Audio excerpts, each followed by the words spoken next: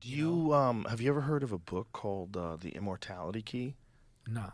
It's a book by this guy Brian Muraresku, and it's all about ancient Greece, and it's all about these enlightenment ceremonies that they were doing, and they realized over time, these researchers did, that what they were doing is they were drinking wine that was laced with ergot, which has psychedelic properties. So ergot, which is very much like LSD.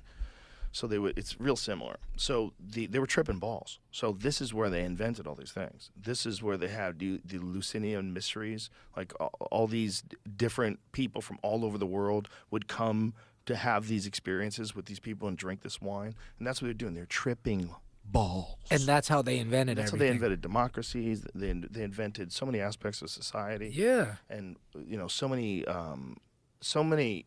philosophers were a part of that made quotes that we still use today. Yeah, the foundation of our language, the foundation of Western thought it's all Greek. Foundation of democracy. Yeah. It's really wild that they did all that while they were most likely high on some sort of a psychedelic.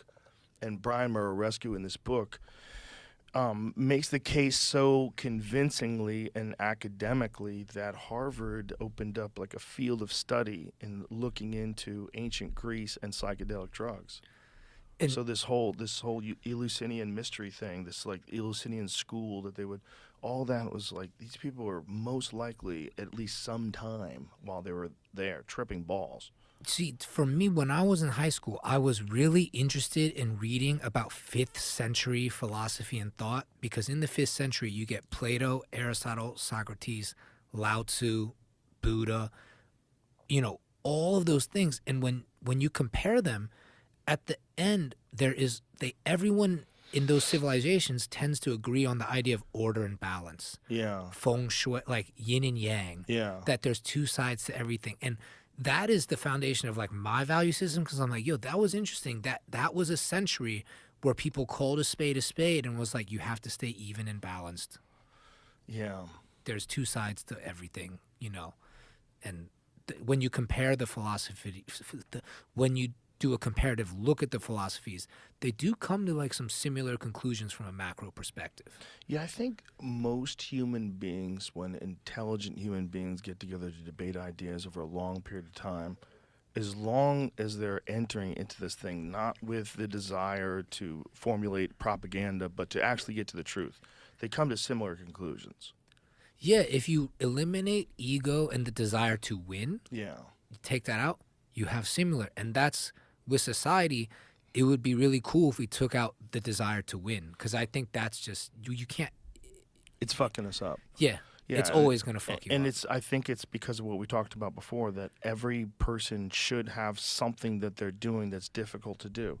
Because if you don't have something that you're doing that's difficult to do, you try to look for competition in everything. Yeah. You try to look for competition socially with your neighbors. You try to look for competition with, this bitch. Like everybody's got like a thing they're doing. Like it gets in the way. And if you do something where you compete against yourself and your own will, I think it quenches that. Yeah. And like you were saying, the people that are like, fuck yeah, America's the best, like they're holding us back. It's pride. Every country feeds you pride is a drug to just like, because then they can manipulate you if we have a collective pride. And also, America's the fucking best. So you can suck it. Everybody can suck it. See? Yeah. It's fun to say. That's part of the problem. It is fun to say. That's fun to say. Yeah. America's the best. You can suck it. We're the dumbest for sure. I say one China. I say one China just because it sounds funny. You know what I mean? It's one China. One China. One China. There's guys that play. It's interesting. There's these guys that play pool out of Taiwan, but I think they have to write Chinese Taipei. I think it's one of those deals, right? Yeah. And the Ko brothers, they're two of the best pool players in the world, come out of Taiwan. Yeah, it's Ko Ping Chung and what's his brother's name? Ko Ping Chung and Ko Ping Yi. Yeah, Ko Ping Yi and Ko Ping Chung. So Ko Ping Yi and Ko Ping Chung are two of the best pool players on earth, and they come out of Taiwan. And they were like kind of secluded from the pool scene for a couple of years because of COVID, because everything got very strict with COVID and travel. But I'm pretty sure they have to write Chinese Taipei on their shirts, right? Yeah. So does it say that on, like, if you have a passport and you pass through?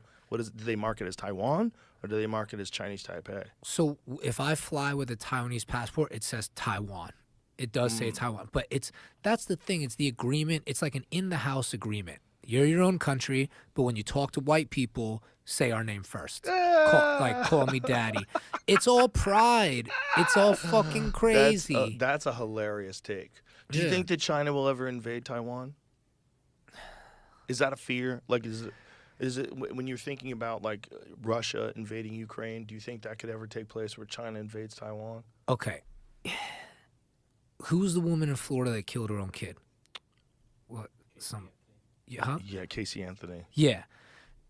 If you have a Casey Anthony leader in China, potentially in the future, yeah, not this guy. This guy's not. He doesn't want to kill Chinese Taiwanese people. That's the thing, is that after 1950, so much of that country is Chinese people that lost the Civil War, led by Chiang Kai-shek into Taiwan.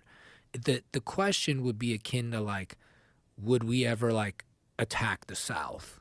You know, Interesting. And it's, I just don't think China has it in its heart to like do it. And I really do think Taiwan is used as just, this is like a sore spot. So do you think it's used to like the West uses it to try to make China look bad in some way, or to try to show that there's some sort of a conflict between Taiwan and China and that we side with Taiwan? Is it like a political ploy? I really do think America and the other Western forces use Taiwan as like an X. Like you hold it up and you're like, all right, I just went out with her. You know, like, oh no. It's like Kim Kardashian with Pete Davidson. Oh no. Taiwan's Pete Davidson. You know? That's hilarious. Yeah. That's a hilarious comparison, but I see what you're saying. So And Kanye got all crazy bad. and mad. Yeah, China gets mad. You're making us look bad. Yeah. I get it. Yep. But I don't think they're actually gonna do it. It's just a lot of mumbo jumbo. You know what's and people interesting? make money off it. They do make money off of it. One of the things that's interesting is that one of the things that people are worried about is China invading X, China taking over the world. But then if you ask them, like, when has China ever invaded anybody? Like, it's only been really Tibet, right? Not since the wall. You know, like straight up, like the imperialistic long intentions ended since the wall. And if it's the pot calling the kettle black, America's the one that'll go into other countries.